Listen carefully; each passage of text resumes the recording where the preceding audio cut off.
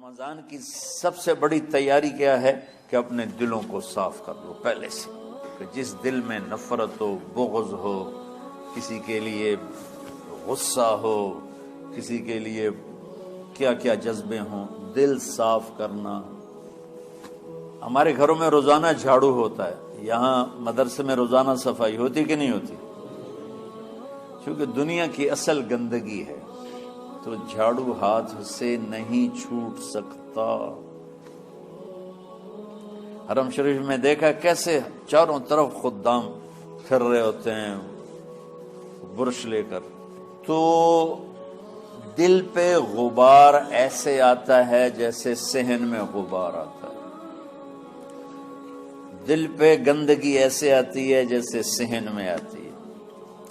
تو ہم نے نظام بنایا ہوا ہے، لوگ وہ کر رہے ہیں، وہ روزانہ جھاڑو دیتے ہیں۔ تمہارا دل ایک آنگن ہے، ایک صحن ہے، اس میں بغض، نفرت، حسد، پتہ نہیں کیا کیا گندگیاں آئیں گی اور آتی رہیں گی۔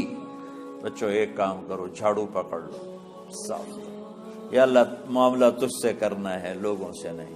کسی نے برا کہا، کسی نے غیبت کی، کسی نے گالی دی، کسی نے دھکا دیا، کسی نے حق مارا، کسی نے کچھ کیا، یا اللہ تیرے سپرد میں نے اپنے دل کو سب سے صاف کیا، میں نے اپنے دل کو سب سے صاف کیا۔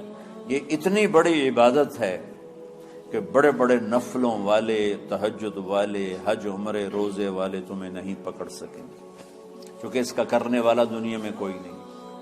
نفل پڑھنے والے تو بے شمار ہیں، عمرے کرنے والے بے شمار ہیں، علماء بے شمار ہیں، حاجی بے شمار ہیں، سخاوت کرنے والے بے شمار ہیں، لیکن اس ٹکڑے کو صاف کرنے والا لاکھوں میں ایک بھی نہیں۔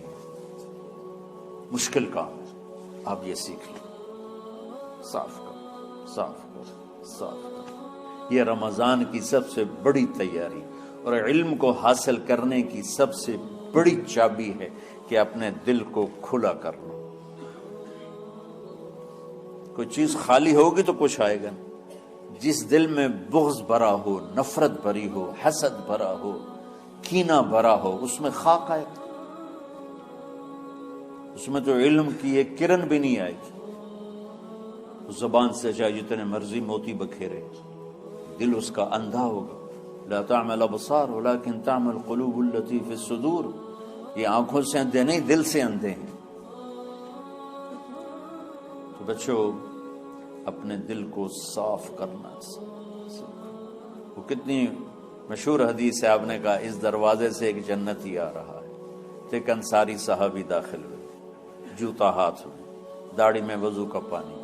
اگلے دن اس دروازے سے ایک جنتی آ رہا ہے، تو ایک صحابی آئے، ہاتھ میں جوتا، داڑھی میں وضو کا پانی۔ وہی صحابی اگلے دن اس دروازے سے ایک جنتی آ رہا ہے، تو وہی صحابی 3 دن جنت کی بشارت لیے۔ اس صحابہ کی جماعت میں ایک شخص ہیں جن کا نام ہے عبداللہ بن عمرو بن عاص۔ ان سے بڑا عبادت گزار صحابہ میں کوئی نہیں تھا، نہ سابقین میں نہ متاخرین میں، نہ پہلوں میں نہ بعد والوں میں۔ ان کی عبادت کیا تھی؟ ساری رات جاگنا، سارے دن کا روزہ، اور ایک ختم قرآن صبح سے شام۔ اتنی اللہ نے طاقت دی تھی۔ پھر وہ غلوب والی بات آ گئی، ایکسٹریم ہونے والی بات آ گئی۔ ان کی شادی والی رات حجلہ عروسی میں داخل ہو رہے ہیں، دلہن کے کمرے میں داخل ہو رہے ہیں، اور مصلی بچھا کے اللہ اکبر، اور دیر نفل تے نفل، دیر نفل تے نفل۔ ان کی بیگم نے دیکھا تو وہ بھی خیر کا زمانہ تھا، انہوں نے بھی وضو کیا اور پیچھے مصلی بچھا کے وہ بھی فجر تک نفل پڑھتے رہے۔ صبح ہوئی تو حضرت عمر بن عاص رضی اللہ عنہ نے پوچھا، بیٹی رات کیسی گزری؟ کہا جی ماشاءاللہ آپ کے بیٹے تو بڑے عبادت گزار ہیں، ساری رات نفلوں میں ہی گزری۔ تو وہ ان کو شکایت کر دی۔ حضرت عمر بن عاص کو اتنا غصہ چڑھا، وہ بیٹے کو تو کچھ نہیں کہا، کتنی حکمت کی بات ہے۔ سیدھے گئے اللہ کے نبی کے پاس، یا رسول اللہ یہ عبداللہ دیکھیں کیسا نادان ہے، اس کی شادی کی ساری رات نفل پڑھتا رہا۔ تو آپ کہتے ہیں ماشاءاللہ ماشاءاللہ کتنی بڑی بات ہے۔ نفلوں میں گزر گئی، رات بھی نفلوں میں گزر گئی۔ تو آپ نے حضرت عبداللہ بن عمر کو بلا کے ڈانٹا کہ تو نے مہینے میں 3 دن روزے رکھنے ہیں، بس اس سے زیادہ نہیں رکھنے، اور ہفتے میں 1 قرآن ختم کرنا ہے۔ کہا یا رسول اللہ میرے اندر طاقت زیادہ ہے۔ پھر اچھا 15 دن روزے رکھنے، کہ نہیں میرے اندر طاقت زیادہ ہے۔ آپ اس کو تھوڑا تھوڑا کر کے گھٹاتے رہے، اور وہ ہر دفعہ نہیں یا رسول اللہ میرے اندر طاقت زیادہ ہے۔ تو آخر میں آپ نے کہا اچھا چلو 100 میں داؤدی پہ آ جاؤ، 1 دن روزہ رکھو، 1 دن افطار کرو، اور 3 دن سے پہلے قرآن ختم نہیں کرنا۔ تو آپ نے اس کو پیچھے کیا۔ یہ بیٹھے تھے اس محفل میں، ان کے دل میں آیا کیا یہ بزرگ مجھ سے زیادہ عبادت کرتا؟ رات میں ساری جاگتا ہوں، دن روزہ رکھتا ہوں، 1 ختم کرتا ہوں، تو جنت کی بشارت تو مجھے ملنی چاہیے تھی، ان کو کیسے مل رہی؟ یہ کسی کتاب میں نہیں لکھا کہ یہ ان کا جذبہ تھا، لیکن جو کہ میں ان کی سیرت کو جانتا ہوں تو مجھے خیال آتا ہے کہ ان کی نفسیات میں یہ بات آئی ہوگی، چونکہ صرف انہی کو خیال آیا کہ میں جا کے دیکھتا ہوں کہ یہ بزرگ کیا کرتے ہیں۔ تو ان کے پاس پہنچ گئے، چاچا ذرا، وہ ادھیڑ عمر تھے، چاچا وہ میرے ابا تھوڑے ناراض ہیں، تو کچھ دن آپ کے پاس گزارنا کا، بیٹا بسم اللہ آ جاؤ۔ اب رات ہوتے ہی عشاء کی نماز پڑھ کے انہوں نے جلدی سے چادر اوپر لی اور یوں سراغ کر کے ان چاچے کو دیکھنے لگے تھے کہ اب یہ کیا ساری رات سجدہ کرے گا، اور ساری رات روتے روتے روتے روتے مصلی گیلا ہو جائے گا، یا ساری رات رکوع کرے گا، ساری رات قیام کرے گا، ساری رات قرآن پڑھے گا، اس تصور سے یوں دیکھ رہے۔ اور وہ بزرگ صحابی تشریف لائے، سرانے پہ سر رکھا، اللہم بسمک اموت و احیا، ہو گئے۔ اب یہ دیکھ رہے ہیں ابھی اٹھیں گے، ابھی اٹھیں گے، ابھی اٹھیں گے، اٹھے نا، فجر کی اذان پہ اٹھے۔ اب یہ تو حیران پریشان ہو گئے کہ یہ کیا؟ اس زمانے میں تو منافق تہجد نہیں چھوڑتے تھے ڈر کے مارے کہ پتہ نہ چل جائے ہمارے کفر کا۔ تو یہ چاچا جنت بھی لے گیا تو ستا بھی پیا کہ چلو کل دیکھوں گا۔ اگلی رات پھر چادر سر پہ کر کے اور یوں سوراخ کر کے لیٹے ہوئے اور دیکھ رہے۔ چاچا پھر تشریف لائے اور سرانے پہ سر رکھا، اللہم بسمک اموت و احیا، ہو گئے۔ فجر کی اذان پہ اٹھے، یہ اور پریشان ہو گئے کہ میرا نبی کا فرمان تو سچا ہے، اس میں تو شک بھی کفر ہے، لیکن عمل کیا ہے جس پر اس کو جنت کی بشارت نہیں؟ 2 رکعت نفل بھی نہیں۔ اور آج کے دور میں تم میں سے ماشاءاللہ اکثر بچے تہجد پڑھتے ہیں کہ 1 رات اور دیکھوں گا، تیسری رات اللہم بسمک اموت و احیا، ہو گئی ساری رات۔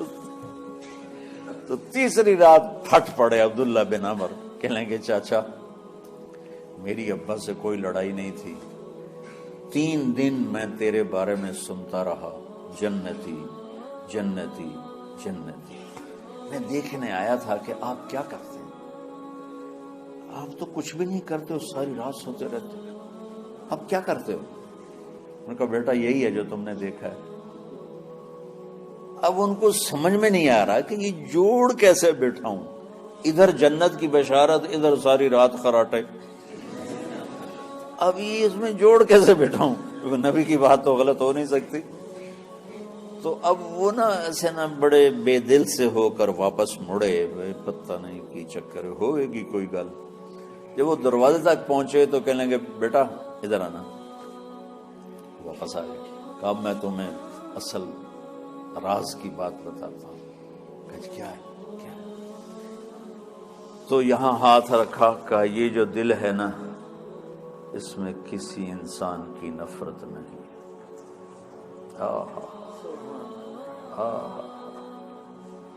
اور جب اللہ کسی کو رزق دیتا ہے، عزت دیتا ہے، مجھے کبھی حسد نہیں ہوا، مجھے خوشی ہوتی۔ تو عبداللہ بن عمر نے کہنا تھا ہاں یہ بات ہے، نہیں، انہوں نے کہا ہاذا ہوا، اچھل کے کہنے لگے ہاذا ہوا، ہاں ہاں ہاں ہاں یہی ہے یہی ہے یہی ہے۔ پھر کہنے کہ چاچا پر یہ میرے بس کا نہیں ہے، کون کرے گا یہ؟ اتنے بڑے آدمی ہو کر کہہ رہے ہیں کہ یہ میرے بس کا نہیں۔ تو بچوں، دنیا میں جنتی بننا ہے اور علم اللہ سے لینا ہے تو اسے صاف کرو، سب کی نفرت سے۔ سب، اس نے مجھے یہ کیوں کہا، اس نے مجھے یوں کیوں دیکھا، اس نے میرے بارے میں یوں کیوں کہا، اس نے میرے بارے میں یہ کیوں لکھا۔ جس کی تعریف ہوتی میری کتنی برائی ہوتی، صرف تعریف تو نہیں ہوتی، بھرا پڑا سوشل میڈیا مجھے گالیاں دیں۔ اللہ کے فضل سے میرے دل میں ایک ذرے کے برابر کبھی کوئی منفی جذبہ نہیں آئے تو میں دھو کے صاف کر دیتا ہوں، یا اللہ میں نے اپنے دل کو صاف کیا، میرا معاملہ تیرے ساتھ ہے، کسی کے ساتھ نہیں۔ یہی آپ رمضان کی سب سے بڑی تیاری، علم کے حاصل کرنے کا سب سے بڑا ہتھیار آپ کو یہ نہیں ہے کہ تمہیں کتابیں یاد ہو جائیں، تمہیں اشعار یاد ہو جائیں۔ تو ساری امت سے کہتا ہوں رمضان کا استقبال کرو، دلوں کو صاف کر کے، نفرتوں کو مٹا کے، مذہبی نفرت، دنیاوی نفرت، رشتوں کی نفرت، بول چال کی نفرت، سیاست کی نفرت، لین دین کی نفرت، ان سب سے اپنے دل کو صاف کرو تاکہ رمضان میں اللہ نے علم اتارا، اللہ تعالیٰ آپ کو علم عطا فرمائے، اور باقی لوگ جو عام دنیا میں زندگی گزار رہے ہیں ان کے دلوں میں اللہ رمضان کا نور اتارے اور ہدایت کا نور اتارے۔ یہ سب سے بڑی تیاری ہے۔